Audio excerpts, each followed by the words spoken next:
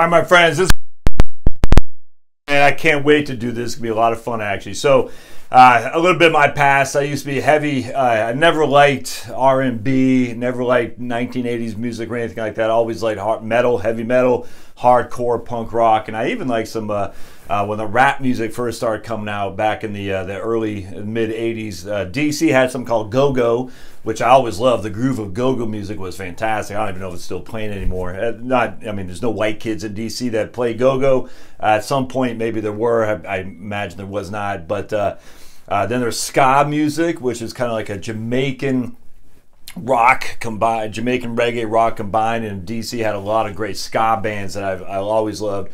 But my roots have always been heavy metal, without question, hardcore punk rock music. And anyway, so I mean, I've had albums on top of albums on top of albums for many, many, many years. It's been a lot of fun. My parents used to have all kinds of albums. My first album I ever got was Black Sabbath, Master of Reality, which still is one of the best albums of all time. And the song from Black Sabbath, Into the Void, is one of the best songs of all time, no question about it.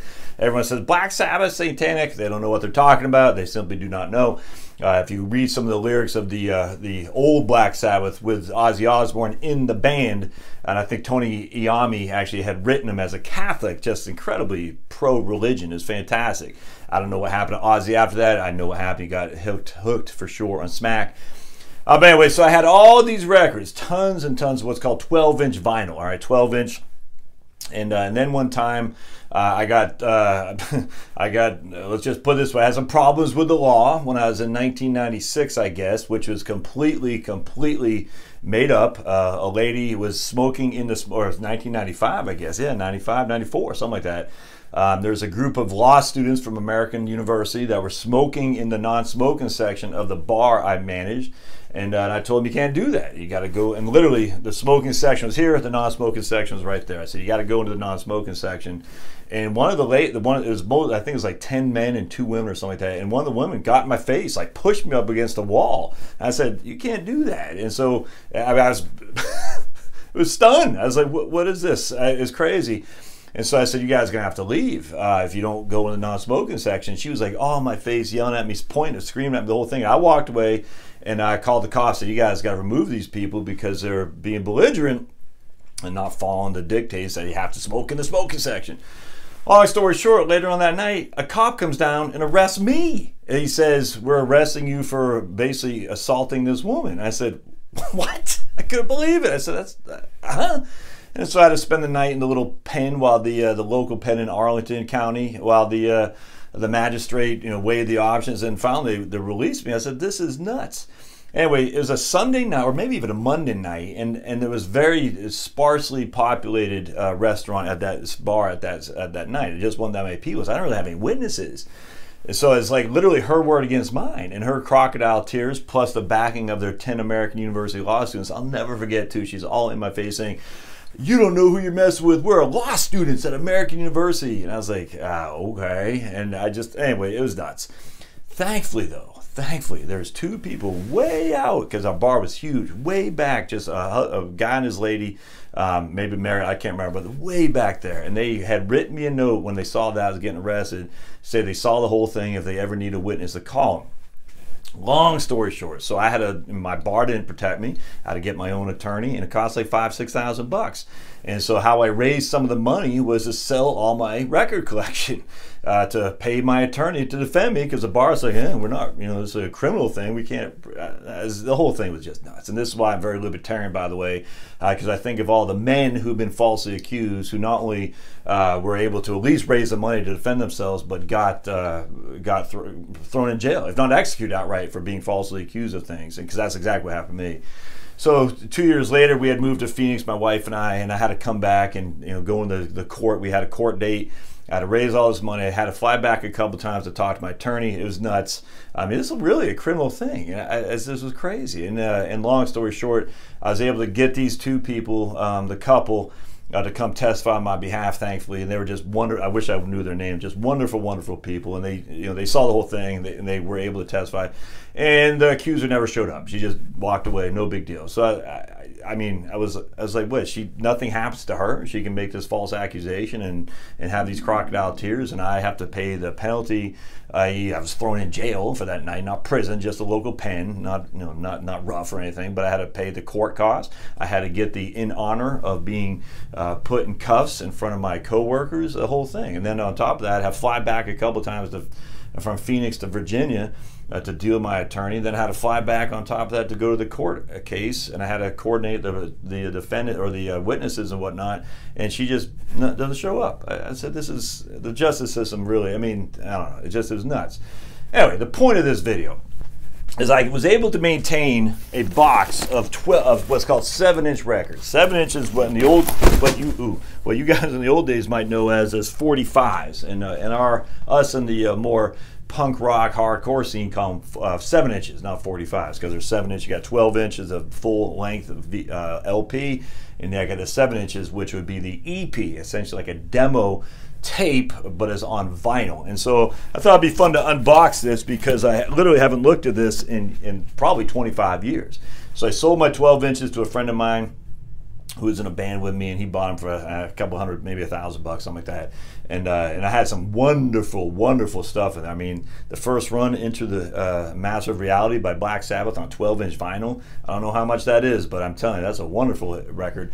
Police, Ghost of the Machine. Remember the Ghost of the Machine album by the Police? I had that. That was from 1979. Kiss Dynasty. I mean, all these are original run 12-inch vinyls. But he bought them, and thankfully, because I had to raise the money to defend myself. But anyway, so what happens is that you start going into. So I kept all my 12 inches, but then I also started to do a little bit of a heavy metal / hardcore album label that I did back in the late 90s, and I had, I cut 2 CDs for various bands, not any bands that I was on, and it was neat, it was fun, and so I had a lot of partners from all over the world. We'd call distribution channels, distros, and we'd trade albums, we'd trade records, we'd trade CDs, and trade, even back then, cassette tapes and stuff. It was a lot of fun. So they'd sell, I had a guy in Japan who would sell my stuff, and I'd sell his stuff. We had a website my brother designed. I literally, I tell you, it was the first ever blog, is the website we designed, because people would go in there and I'd write articles. We'd write articles about, how soccer is no good for America and stuff like that. Just, how basically capitalism rules and socialism rules, and I mean, just fun stuff. And people would post their own things, and we'd have record reviews, and people would post, hey, I'm in a band, would check me. It was fun. So we did that website. I still think to this day is the first ever blog that my brother founded. As it was cool. So what would happen is you'd have all these different people all at Brazil, Russia, Japan, you name it, Finland, big music scene and heavy metal in that Swedish area, Finland, Norway, and whatnot. And so I thought it'd be fun to share with you some of my albums. I literally haven't opened this in 25 years, so I thought it'd be kind of fun to go over this and see what we got. And we'll just kind of, so we have the first, so here's one called, this guy's Pit Boss 2000, and this guy, this band used to be in a band called Confront from Cleveland, a very well-known, prominent anti-drug hardcore band in Cleveland. But you see that? It's called Orange Vinyl. Isn't that pretty cool? So a lot of these bands have green, orange, pink vinyl and whatnot, and you got Empire Falls, and Empire Falls has had a couple good, a little bit of a run there, but I'm not going to go through all of them, but I want to show you a couple of the, and there's Empire Falls, so I was in touch with those guys. Strong Intention, those are guys out of Hagerstown, New York, or Hagerstown. Here's another green vinyl. Hagerstown, Maryland, excuse me. Green vinyl's pretty cool, band called One Second Thought. So we'd have all these albums that I would put on for sale, but there's a couple I want to show you that was actually pretty, that you'll like, because you'll know the band if I can find it. I hope it's still good, and it's I imagine there's probably some value there. I don't know how much. I literally haven't opened these up for a long time. Hold on, so I'd get all these albums, so tons and tons of this, a couple, like 10 runs of various, like you see, this is a band I think out of San Antonio. They sent me 5, 6 of their 7 inches, but I'm going to show you. And there was a band called Sludge from New Jersey. They were pretty good, kind of a mocking band that make fun of the, there's some very deliberate people in the industry that was very let's put it this way: if you drank, they hated you, and you're the Nazi and whatnot. It's crazy. And that band Sludge kind of made fun of him. It's pretty funny. Let's just keep going because there's a couple in there you'll know. I'm telling you right now. And I literally haven't looked at. Look at that. If you know anything about hardcore music, Judge. That is New York. That right there, a 7-inch from Judge. That's a big deal. Look at that. Youth of Today. 7-inch, another big deal right there. Now again, you might not know who these people are, but for us who come up from that realm, that there's a meaning on that. All right, we got Pitbull and Rikers right there. That has some meaning. Hold on just a second though. Here's an old DC band called Initial Reaction. That was a big 7-inch from back in the day in Washington, Northern Virginia. Look at this, Verbal Assault. That was a big band. I think they're from. I can't remember where they're from, but that was a good. They did a lot of good music. Yeah, we got some New York City stuff. New York City, but there's a couple. Oh man, some Japanese oi music. The Cannons, kind of funny. So the guy from Japan sent me that, which is pretty cool. Then you got this band called Neglect out of New York and Long Island, and Cleanser, and those are very, very well-known bands in the hardcore scene back in the early '90s and '80s. Head First, that's a big, well-known band, and I think they're from California, if I'm not mistaken. It's kind of cool seeing all these bands. I didn't realize I had some of these guys. It's pretty cool. Drowning Room, they were pretty big. Gorilla Biscuits, for any of you guys in the old hardcore, Gorilla Biscuits, that's a big one there. That's funny. Splinter, let's see though, I'm going to show you a couple. Slipknot, now I don't know if that's a real same Slipknot as you're familiar with, I don't know. That's the back of it, pretty cool. SFA, that thing reminds me of something. Timescape Zero, let's see what else we got. Hold on just a second. I'm telling you, you're going to know a couple of these bands. Who else we got in here? Converge. Yeah, Converge had a pretty big following in the hardcore area. Who's that? I can't tell who that is. Swizz. Oh my goodness, Swizz. That's like in the the late 80s. Swizz, yeah, that's like in the late 80s from DC. That's I didn't even know I had that. That's crazy. Grimlock, all right. So a lot of this, that Grill Biscuits is pretty fantastic. I didn't realize I had the Grill Biscuits or that Youth of Today. That's pretty cool. Pit Boss, Empire Falls. So I think we already did all these. Let's see what else we got. Bricklayer, Strawman, Untouchables. This guy been? I can't remember. All right, let's keep looking because there's gonna be a couple in here. You'll be like, "Whoa!" If I could go back this way, or maybe not. All right, let's see what else we got here. None Left Standing. Step Aside. Indecision. Life's Blood. There's an old. That's a great band from New York City. Strife, a California band from the '80s. I still think playing. Dark Side. So this band right here was from Sheer Terror. Sheer Terror is a wonderful, probably the best, if not in the top 3 hardcore kind of metalish bands from New York City in the basically the '80s. They're still around. District 9. That's another great band from New York City. Out of Spite. Oh, right here. You guys ready for this? Clutch. Yeah, I'm sure you've heard of Clutch. This is actually black vinyl. Clutch. Look at that. Clutch 7-inch. Have you ever heard of Clutch? They're huge. Huge. I try to get these guys to play one time. I was putting on a couple shows and they won $10,000. This was like 1993 or 4 or something like that. And all the other bands won like $300 or $500 or just gas money and beer money. And they won $10,000. I said, I don't got $10,000 to put a show on with you guys. But they've played a lot. Now, I mean, they weren't.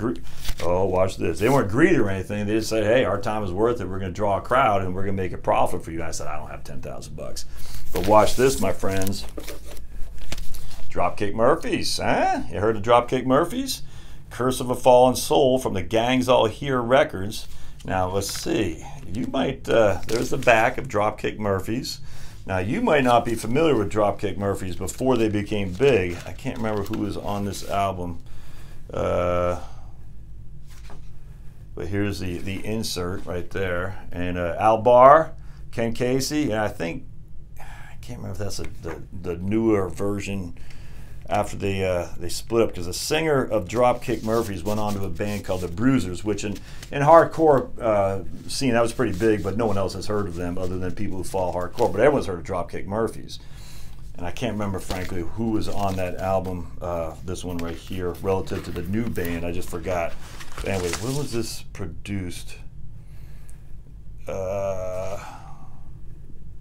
Doesn't give a date on here, but it's Curse of the Fallen Soul. I think that's the second album they did, Dropkick Murphys, if I'm not mistaken. So Clutch and Dropkick Murphys, this band called Enrage, which was just another fantastic, well undervalued band from New York City. Enrage was awesome, a huge, one of my favorite bands, Enrage. Strong Attention again. And we got that again. Hold on just a second. Still this power. Okay.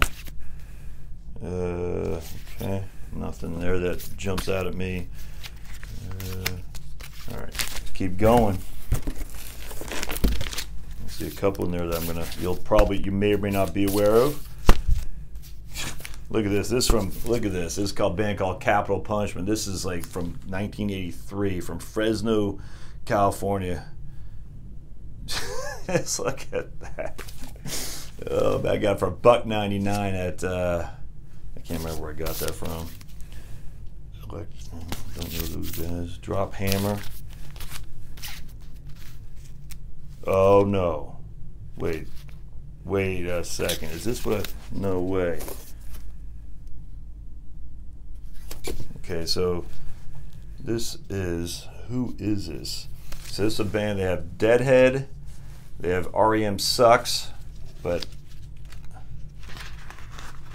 it's like, I even have it's from 1999. Doctor Strange Records from 1991, okay. There's a band who did a song called Deadhead. Man, I'm from DC, I'm drawing a blank who that was. Yeah, I can't remember. Yeah, I'm not sure who this band was. Okay, so it's definitely not the punk rock band from DC who did a song Deadhead. SOA? I can't remember. I forgot. Too bad, because if that was that, I'd been like, dang, that's awesome. Got Right Direction. They were pretty good. They were from Germany, I believe. Okay, let's keep going. Let's keep going here. Oh, yeah. I must have played this a million times. Hard Stance when I was in high school. Face Reality. Cargo Records. Yeah, that was a pretty good. Oh, look at this here, eh? Eh? Got Hatebreed Neglect. Again, for most of you don't know who that is, but for us in the business, so to speak, of the hardcore heavy metal realm, that's a big band. A Hatebreed Neglect split. Hatebreed became pretty big, for sure. And there's Jamie, who's the singer for Hatebreed, who only has 4 fingers, I think. And there's the guy from Neglect. Altered Reality. Who that is. Integrity. Oh, okay. Integrity is a big, they're from Cleveland, I believe, and they had a big following for a long time. I imagine they still do, actually. That's when the hardcore heavy metal stuff started becoming a little bit more metal. I mean, hardcore started becoming a lot more metal-ish than it was in the 80s. In the 80s is like a punkish thing, and the 90s became more metalish, which is interesting, actually. I'm not sure what made that happen, but all good. I'm not sure. Then there's Neglect again. Neglect 7-inch, Pulled the Plug. Hold Strong from Boston. You got this band called Wide Awake. All right, Wide Awake from Connecticut. That was a big deal back in the 87, 88. Ooh, look at this.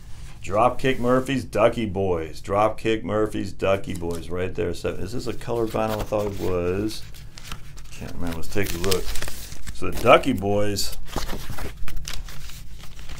Yeah, green color vinyl. Look at that. Ducky Boys, Dropkick Murphys. So I saw these guys, both these bands, not Dropkick Murphys, but I saw Ducky Boys up in Boston with a band called Blood for Blood was up there, and yeah, that's fantastic. Anyway, that's in '97, I think. It turns out the guitarist from Blood for Blood's brothers in the Ducky Boys. So there's a Barroom Hero from their first album, Dropkick Murphys, from the first album, and it looks like they're taking a leak on Boston police cars. That's pretty cool, man. So that's you know, I don't know what the worth is or anything like that, but I do know that that's you know, part of my history right there. Seeing the Dropkick Murphys come so big is nuts. And this is before the Dropkick Murphys were that, yeah, Mike McColgan, that's the guy right there, Mike McColgan. I think he's the one who went to becoming the Bruisers, or was part of the Bruisers back then. I can't remember the whole thing. I'm not from Boston, so the whole thing doesn't, I didn't know. By 1990s, I was all in D.C. When I was growing up, before that, we'd go to shows all over the place, but I just don't remember. So anyway, that's the Dropkick Murphys, Ducky Boys green vinyl. I bet you don't have that, so that's pretty cool. All right, we got another Neglect here, which is another pretty angry band. No other way around that for sure. Let's see what else we got. Point Blank, I don't know them. Pin Drop Records, Hatebreed, yeah, there you go. So we got Hatebreed again, Mark My Words, Hold Strong. Hatebreed became pretty big. Catharsis, pretty big band. Intensity, actually I don't think they did anything. They became big at all. It was Integrity. I always mix them up. Transcend. Resistance, don't know them. Oh, yep, right here. This is what I got at that Boston show, Blood for Blood, Solace. And there you go, right there. That's a band right there. Yeah, that's some pretty good music right there. If you like that kind of heavy, hard-hitting stuff that just is good going to the gym for sure. That's pretty cool. Blood for Blood Solace 7-inch. I didn't know that. You know, it's black, not colored vinyl, black. That's pretty cool. I got that when I was at that Boston show, seeing the Ducky Boys and Blood for Blood. We had a Blood for Blood demo right here. Now this right here is probably my favorite, Uniform Choice. They were huge growing up, huge. Now they're from California, but man, Uniform Choice is just a fantastic band. Just OC Ocean City, and it's a wonderful band without question. I mean, fast, furious, but again, don't drink, don't smoke. You know, just a Tree. No way, I didn't know I had a. Yeah, a Tree 7-inch. I did not know I had that. That's crazy. Is that Tree 7-inch color? Let's see, Uniform Choice. So Tree is another Boston band I used to go watch. And what's a black? I did not know I had a Tree 7-inch. Now this is not from their beginning albums, and that's black. Yeah, this is after they got a little bit more prominent, but it's not from their first couple albums. Tree is a great band, again from Boston. Judge Dredd. All right. What does that say? Curb Jaw. Only the Strong. Dare to Defy. There you go. I think these guys are from Philadelphia. Yeah, that's a pretty good album right there. Of course, I haven't heard it because I have no record player. All right. What else we got here? I did not know I had that Blood for Blood. That is way too cool. All right, then you got these ones right here that are not even vinyl. They're like plastic, or I don't even know what it's called. Rubber, not, but it's kind of funny. That's called Citizens Arrest. They were a pretty big band, I think, out of New York. Huh. And that's, yeah, Citizens Arrest out of New Jersey. Look at that. You can put it on the thing, but it's not vinyl. You see what I'm saying? Isn't that pretty cool? Now, I'm going to show you this one right here. Inside Out. Who is Inside Out? You might not know. Let me see, off of Revelation Records. Let me see if any of these now. I'm going to show you something here. Let me see if I can read you the name of, they have the names. They're from Connecticut, they were. And let's see if they got the names of the bands, which looks like they do not. At least right there. This is No Spiritual Surrender from Inside Out. I got this at Record Convergence. I don't even remember where Record Convergence was for $3.49. They don't. So Inside Out had a guy named Zach De La Rocha as their singer, and if you know who Zach De La Rocha is, well, that's he became the singer for this comedy band called Rage Against the Machine. Pretty interesting, huh? And I guess it doesn't show his name on that. It's too bad. But anyway, so he became the singer for Rage Against the Machine, who's a comedy band, who I absolutely can't stand. And then the guy named Tom Morello, or something like that, is a guitarist for Rage Against the Machine. And Tom Morello, a big rich guy, and hey, I've got no problem with that at all, but he's all about communism. And I said, how can he be? And he's about global warming as he's flying all over the world doing tours. Look, I got no problem with that. If you like that, just if you're truly believing all that stuff, how come you don't live by that? That's what the hypocrites drive me crazy. And Tom Morello is going after people who use his stuff without license and whatnot. And again, if it's communism, we all own it, right? No one has private property because that's what communism is about. But yet there's Tom Morello saying no one can take my property other than me unless they have license in which to pay me. It's the beauty of capitalism, private property rights. But Zach De La Rocha, Tom Morello, all these guys, the biggest hypocrites they are. They produce something, they own it, it's their private property, and if you want to use it, you got to pay them for it. That's exactly what that's capitalism. 100% private property rights. Nothing else everything else is secondary to private property rights. And these guys are all advocating for communism. They loved, what's his name, Chavez. I'm sure there's Che Guevara shirts every time they play a show. And yet, when it comes to their own private property, they defend it like Fort Knox. It's just the hypocrisy is insane. And yet, they don't share their wealth. They don't. I don't know what they do for giving. But Tom Morello, trust me, is not a peasant. That's all there is to it. He's living large. And on top of that, they hate global warming, but they fly all over the world in an airplane. Again, the hypocrisy, it just drives me crazy. Stompbox, another Boston band right there. I think that guy probably is dead from an overdose, unfortunately. A lot of these guys they just get sealed with a fist. Templars on this, like Templars and Oxblood. That's pretty classic. I remember Terrorzone. Who was that? That was 1995. Jackhammer. Face Value. More Neglect. East Meets West, Hardcore, Chorus of Disapproval, Sick of It All. Look at that, Sick of It All, Injustice System, Killing Time, Wall of Hate, Chorus of Disapproval. That's again, going back to the background of hardcore and punk rock history. All those bands mean something. Here's my last couple: Insight, Stars and Stripes. This is the band Jack. I forgot his name. Jack something. Can't believe I forgot his name. From Jack Kelly from Slapshot. He has this oi band called Stars and Stripes, and they were pretty good.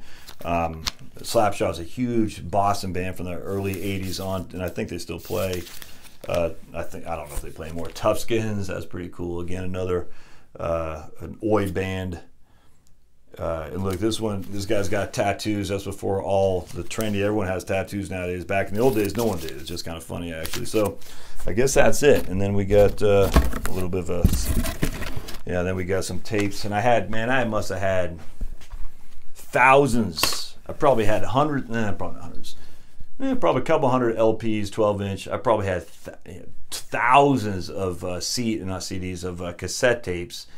And one time we moved, they were just sitting in my basement when we lived in Virginia, and I just literally threw them all away. I mean, I had tons of rap music, Boogie Down Productions, Old Public Enemy, Ice-T, just you name it, just tons. Just Ice. I always liked the stuff that wasn't trendy, and I just had tons of cassette tapes, tons and tons and tons of just old Judas Priest and stuff like that. It was awesome. And I just literally one day, as we're getting ready to move to Texas, I got this hair up my butt and I put it all in a trash bag and threw it away. I'm sure like some of your moms did in your baseball card collections when they went up in the attic. It just pains me to this day. And my 12-inch being sold for a couple $100 when that was worth a lot of money.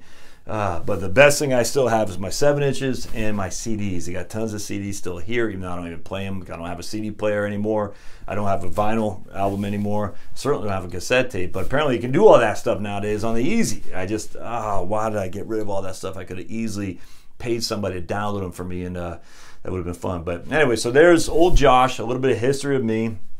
my opening, my 7-inch records I literally haven't looked at for 25 years. That's pretty cool, huh? Some of those bands, I'm sure most of them, if any of them you've heard of, never heard of, but for me, there's a memory of each and every single one. You know, just looking at Stompbox, I mean, again, I remember when I bought that 7-inch. Actually, no, I bought this Convergence Records. There's a record store there's vinyl. No. Yesterday and Today Records in Rockville, Maryland, I think. And the guy from Minor Threat used to manage that. I don't think he owned it, Ian McKay. And we'd go in there to buy albums when I was in. So we'd skip high school and go up to Y&T Records, get Little Caesars Pizza, and then go buy some albums and pester Ian McKay, because he's pretty well known even back then for Minor Threat. There's also one in D.C. in Georgetown. I can't remember the name of that one. That's a pretty well-known establishment. I forgot. We'd go down there and just hang out. I mean, we'd just go to Georgetown, drink beer under the bridge down there, the Key Bridge that's going into Virginia. This is like in high school. And then when I first got out of the Army, too, we'd go down there. And even when I was in the Army, when we were on break, we'd go down to see a show like the 930 Club or something like that, or Hung Jury or East Side Club. Then we'd go to Georgetown and just have a lot of fun, just being, young men being stupid. But and there's a record store down there. I forgot what it's called. And then Convergence Records. I don't remember where that was. Convergence Records. I forgot. And then anyway, so when I ran my CDs, what it would do is I would go to record stores, and it's called consignment. So say I have these 50 CDs, 20 CDs. Say, hey, look, can I put them on in your store, and you can take a cut, and I'll take 40%, you take 60% or something like that.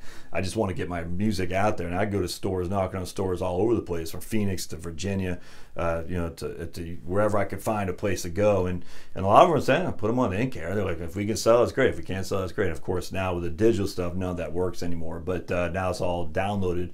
So I don't know how bands actually get. I mean, I know how they get their music out, but I don't know how they make money on their music anymore, because you can find it on YouTube for free. I just don't know. I know they play shows and whatnot, but I mean, the facts are, if you're getting older, it's harder and harder to play shows. You just don't have the energy that you did when you were 25 years old. And I don't know how they do it. I don't know how they monetize music anymore. Obviously, it's happening for sure. I mean, look at Taylor Swift. I mean, she's not a popper, but I don't know how these guys do it anymore. Now, with that said, there's more opportunity for a good band. How come some of these bands became famous and some didn't? Why did, what's his name, Rage Against the Machine become famous and Inside Out did not? I mean, I just don't know. But now there's more chance for a good band. Chance the Rapper. Have you ever heard of that guy? My oldest loves that guy, and he just went online on YouTube and was doing it all. It's crazy. So I don't know how you monetize it, but there is a way to do it, and there's a way to become known and get your product out there and people to buy and pay you money. So it's cool. Anyway, thought I'd share this with you. It was a lot of fun. I appreciate you being here, and don't forget to subscribe. And if you have any questions or comments, love to hear them. Do you remember your first album? I tell you, my first album was Into the Void, or Master Reality by Black Sabbath, and my second one was Ghost of the Machine by The Police. My mom got that for my 9th or 10th birthday. I forgot. Then I got Rush, Caress of Steel, or Caress of Steel, Caress. That was a great album.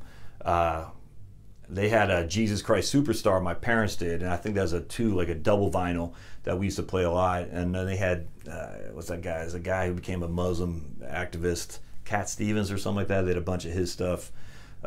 What's that guy? I forgot his name, but he became crazy, man. But a lot of albums. I mean, so music has always been part of my life. I mean, when you're growing up with hippies, they always have music on the background. And I don't know if it's by nature or nurture, but I've always had music going. I love it. I don't play anything. I mean, I fiddle around the guitar, but I don't really do that much anymore, because now my new addiction is doing YouTube videos. But music's just fantastic, and I always loved it. And it's just cool to watch to look back in time to remember, oh yeah, I remember in Peaks Island, Maine, putting on Into the Void by Black Sabbath, and just being like, oh, it just changed that. I mean, it's like you just heard it and you couldn't help but get tingles up your spine. It's like, this just makes sense. Listen to AC/DC. This when I lived in Portland, Maine. My dad and I'd have to walk to school, to Portland High School or King Middle School, and I'd always be running late because I was listening to a Back in Black by AC/DC, and I remember hearing like Shoot the Thrill. I said, all right, just let me finish the song, let me hear it again. Then I'd walk to school and I'd always be late.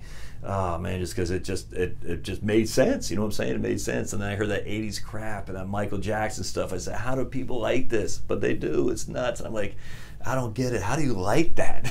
It's horrible. Not just Michael Jackson, but like Heart. You know, Heart was a good band in the 70s, and they became, Foreigner. Oh, I mean, what happened to these bands? Journey. I mean, all these bands. Well, Kiss. They even had like a disco album. Dynasty was like like, what happened? I don't understand. The 80s was horrible for people who like music with some edge, and it just is painful to hear. And then, like I said this in other videos, but the only hard rock song they ever played on the radio was Judas Priest, "You Got Another Thing Coming." That was it. And then they stopped playing even that. And then they played Sammy Hagar, "Get Your One-Way Ticket to Midnight, hollering heavy metal." That's what it was. Sammy Hagar, heavy metal. They play that on occasion, but only like after prime time or something like that when the kids were in bed. It was not, you're sitting there listening, you hear this Foreigner, and you're like, dude, you guys were so good. Why did you go this route to be like a romantic? Oh, it hurt the soul. It hurt the soul. So there's lots of good about technology. One of the best things is that you don't have to listen to Foreigner on the radio playing soulless music. You can literally listen to whatever you want. Hey, we'll see you guys next time. Thanks.